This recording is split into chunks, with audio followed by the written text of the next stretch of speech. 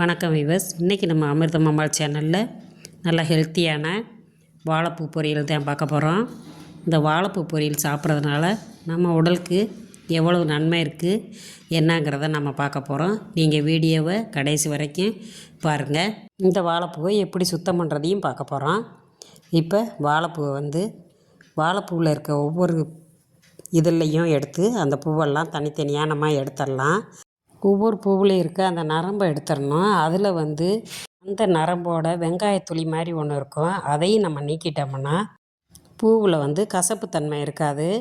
நம்ம பொரியல் பண்ணி சாப்பிடும்போது ரொம்ப சூப்பராக இருக்கும், சுவையும் அதிகமாக இருக்கும். வாழைப்பூ பொரியல் மட்டும் இல்லாமல் வாழைப்பூ கூட்டு செய்யலாம், வாழைப்பூ வடை செய்யலாம். இந்த மாதிரி செஞ்சு சாப்பிடும்போது சுவை இன்னும் அதிகமாக இருக்கும். இது மாதிரி பூ எல்லாத்தையும் நம்ம சுத்தம் பண்ணி எடுத்துடலாம். ஒரு பவுலில் 2 செம்பு தண்ணி ஊற்றி ஒரு கப் அளவுக்கு மோர் இல்லைன்னா தயிர் சேர்த்து அதில் இந்த பூவை நம்ம கட் பண்ணி போடுவோம். அப்போ தான் பூ கருக்காமல் இருக்கும், இல்லைன்னா கருப்பு தன்மை ஆயிரும். பூ கசக்க ஆரம்பிச்சிடும். அதனால் இதை நல்லா பொடி பொடியாக கட் பண்ணி ஒரு 2 நிமிஷம் அந்த தயிர்லேயே நம்ம அதை ஊற வச்சிடலாம். பூ கசக்காமல் இருக்கும். வாங்க இப்போ பொரியல் எப்படி பண்ணுறதுன்னு பார்ப்போம். அதுக்கு ஒரு கடாய் அடுப்பில் வச்சு ஒரு செம்பு தண்ணியை நல்லா கொதிக்க வச்சிடலாம். தண்ணி கொதிக்கிற தண்ணியில் ஒரு கப் அளவுக்கு பாசிப்பருப்பு போட்டு வாழைப்பூவை அதில் சேர்த்து வேக வச்சுருவோம். இப்போ அதில் வாழைப்பூவை நம்ம சுத்தமாக கழுவி வச்சாச்சு, தயிரில் ஊற வச்சு எடுத்துட்டோம். இப்போ அதை நம்ம வேக வச்சு எடுத்துடலாம். பருப்போட பூவையும் சேர்த்து நல்லா கலந்து விட்டுருங்க. கலந்து விட்டுட்டு 1 டீஸ்பூனு மஞ்சத்தூள் சேர்த்துக்கலாம். தேவையான அளவு உப்பு சேர்த்துருவோம். சேர்த்துட்டு இதை நல்லா மறுபடியும் கலந்து விட்டுருங்க. கலந்து விட்டுட்டு ஒரு தட்டு போட்டு இதை மூடி வச்சுருவோம்.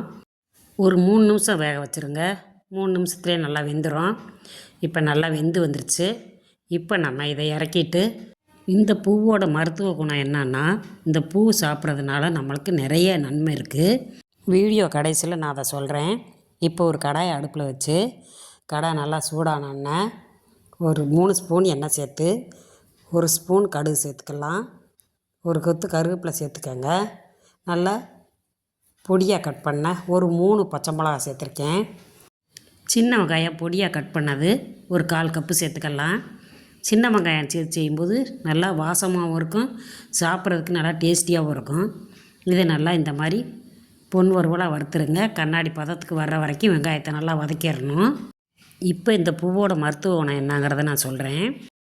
அடிக்கடி நம்ம இந்த பூவை சாப்பிட்டு வந்தோம்னா நம்மளுக்கு இரத்த ஓட்டம் அதிகரிக்குது. இரத்த ஓட்டம் அதிகரிக்கிறதுனால இரத்த சோகை இல்லாமல் நம்மளுக்கு சுறுசுறுப்பு நம்மளுக்கு கிடைக்கிது. சுறுசுறுப்பாக நம்ம எந்த வேலைனாலும் நம்ம செய்கிற அளவுக்கு நம்மளுக்கு சுறுசுறுப்பு உண்டாக்குது. இப்போ வெங்காயம் நல்லா வதங்கி வந்துருச்சு. இப்போ நம்ம வாழைப்பூவை எடுத்து அதில் போட்டு நல்லா தாளித்து வதக்கிடலாம். ஒரு முக்கியமான விஷயம் என்னென்னா, இதை பெண்கள் அடிக்கடி சாப்பிட்டிங்கன்னா மாதவிடாய் காலத்தில் பெண்களுக்கு உண்டான வயிற்று வலி, உடம்பு வலி எல்லாத்தையுமே இது சரி செய்யுது.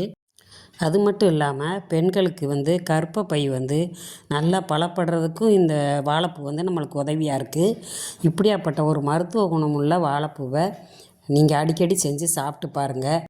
அதை விட சர்க்கரை நோய் உள்ளவங்க வாரத்தில் ஒரு 3 நாளைக்காவது சாப்பிட்டிங்கன்னா சர்க்கரை அளவும் குறையும். இப்போ வாழைப்பூ பொரியல் ரெடி ஆயிடுச்சு. இறக்க போகையில் ஒரு கப் அளவுக்கு தேங்காய் திருவி போட்டு நல்லா கிளறிட்டு இறக்கிருங்க. இது மாதிரி வாழைப்பூ பொரியல் உங்கள் வீட்லேயும் நீங்கள் செஞ்சு பாருங்கள். இந்த வீடியோ உங்களுக்கு பிடிச்சிருந்துச்சுன்னா நம்ம சேனலுக்கு ஒரு லைக் பண்ணுங்கள். மறக்காமல் அமிர்தம் அம்மாள் சேனலை ஒரு சப்ஸ்கிரைப் பண்ணுங்கள். உங்கள் ஃப்ரெண்ட்ஸுகளுக்கெல்லாம் வீடியோவை ஷேர் பண்ணி விடுங்க. அப்படியே பெல் ஐக்கானை தட்டினீங்கன்னா ஆளுங்கிற ஆப்ஷன் வரும். அதையும் தட்டினீங்கன்னா நம்ம வீடியோ உங்களுக்கு உடனே சேரும். தேங்க்யூ.